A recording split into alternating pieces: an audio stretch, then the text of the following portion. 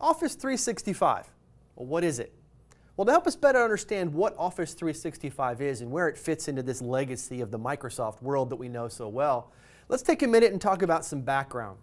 Now, we're going to go through some of these things, and there's no particular order. Please understand, I'm not a Microsoft historian. If you're out there and you know it all, and you've been through all the versions because you've been there, done that, fantastic. Just let it know. But for me, it starts off in Office 97. And Office 97 was the first attempt by Microsoft, in my world, to really put a bundle together of all the Office products. Microsoft Word, your word processing program. Microsoft Excel, a spreadsheet program. Microsoft PowerPoint, a presentation program. And Access, way back when. Now, after Office 97, they came out with a new version in 2000, Office 2000, aptly named Office 2000. And what it was is just the next iteration, Word, Excel, PowerPoint, taken to the next level. Then there was Office XP. Okay, so 2000, the next version was XP. What was it? Not much different. Still Word, Excel, PowerPoint, just with some additional features, some additional functionality. Then there was Office 2010. And if you can imagine what 2010 was, it wasn't a whole lot of change. There was some interface changes. We got a ribbon. We got some different ways of getting to menus. But what it also did for you is it gave you the same products, Word, Excel, PowerPoint, Access. Then they came out with Office for the Mac. So all those Mac people out there that were going, hey, I need a word processor. Microsoft, everybody else is using it. Well, Microsoft came out with Office for the Mac. Then it had its own versions, 2011, 2012. Then it came out Office 2013. Well, what was it? Just the next level, next iteration of the same products, Word, Excel, PowerPoint. Up until this point, everything is a traditional model of software. I got a box, or I got a disk, or I got a license key, and I installed that software locally on my machine. Well, with Office 365, Microsoft is taking that concept to the next level. With the advent of the internet, the advent of software as a service, which I'll describe in just a second, it really gives the whole new meaning to the Office products, because you're still getting Word, Excel, PowerPoint, Access, some other things that go with it. But what they've done is kind of modeled it in a different fashion. So let's talk about that.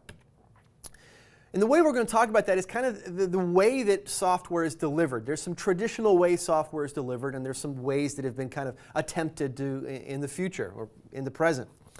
The most common one that everybody thinks about is your traditional local hardware software installation. And really what that's doing is you're going and getting a box, you're taking the shrink wrap off, you're opening it up, and typically you got this big box, and what do you get in it?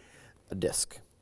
So I take that disk, I sit it in my machine, and I hit go, and it reads my machine, it does its processing, and basically the program is now installed on my local hard drive, which is great, right?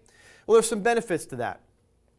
You get the entire software product. Because I'm not limited by size or speed or any of those requirements, I get the full program on my hard drive for me to use at all times. But what it also does is it has that storage of the files that I create, any Word documents or Excel spreadsheets or PowerPoint presentations. I can store those locally on my hard drive. So they're stored on the machine that I have, which is great, except when I want to go somewhere and show somebody something. So that's when we came out with thumb drives or floppy disks. If you remember the 3.5-inch floppy disks, yeah, those are a thing of the past. But you can store it on your machine, or you can have a device to take it with you, whether it's a recordable drive or whether it is a thumb drive. Well, then along a couple years ago, somebody came out with the concept of online only. What this was saying is, okay, we're going to use an internet web browser to get you your software. We're going to go ahead and log into a website and get to what I need, which was great. I can access it on the web. I can access it anywhere. I can go to any machine and I can access that software. And all of my files that I create, instead of being stored on my hard drive, are now being stored on the cloud. What is this cloud that everybody talks about, cloud computing? The cloud is really nothing more than a remote location that I can access anywhere on the web. It's still a server, it's still housed somewhere, it's still got a hard drive. It's just that hard drive is in a location that everybody accesses, and the way that I get to it instead of going to my machine is I go to the internet and I can browse that.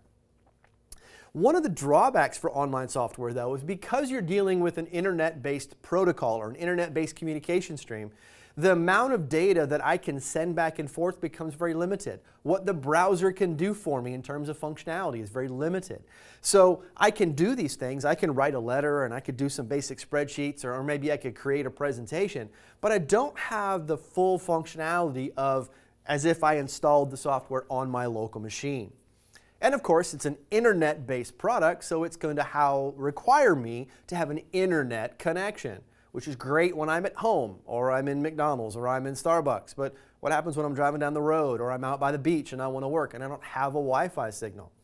Those are some of the limitations of an online product. So up until this point, we've only had traditional, the local hard drive install, or the online versions. What Office 365 does is really takes it to the next level and leverages what they call SaaS, or software as a service. And it gives you the best of both worlds, because what Office 365 does is it gives you an online version, which is what we saw as the benefits of being able to do it anywhere, and the ability to install it local and have those two products talk to each other. And it talks to each other through that online cloud storage that we've got. So it gets both versions. What it also does is it includes that cloud storage. So now when I'm saving my files, I can save them to a netherworld location. So whether I'm accessing it on the web, or whether I'm accessing it from my workstation, or my iPad, or my phone, it's the same file because it's stored in the cloud and all those devices connect to that cloud. I get the benefits of the fully functional software because I can install it on my hard drive. What I also am able to do is to use it on the fly with an online version. And this bottom one here is probably the best, and that is it keeps my software updated. If any of you have had the experience of having Microsoft Office, let's go back to Office XP, and all of a sudden Office 2010 comes out. Fantastic, right? What does Microsoft want? They want money. There's an upgrade cost, and the upgrade cost is you go get another box and you take out a disk and you put it in there and you run the update. Or maybe you downloaded a version of it that you can install. The point is, with Office 365, all of your updates are included as part of the purchase. So therefore, you're going to continue to have the most updated and latest and greatest versions of all the software on your machine. So again, we've got the traditional, still available. I can still go out to the shelf right now at Best Buy or Target or wherever it is and buy a copy of Office 2013 off the shelf and bring it home and install it. That's great. I can still go to some of these online vendors and go ahead and just log in and do an online version. But now I have an option that Microsoft is providing, gives me both of those. So I get the best of both worlds.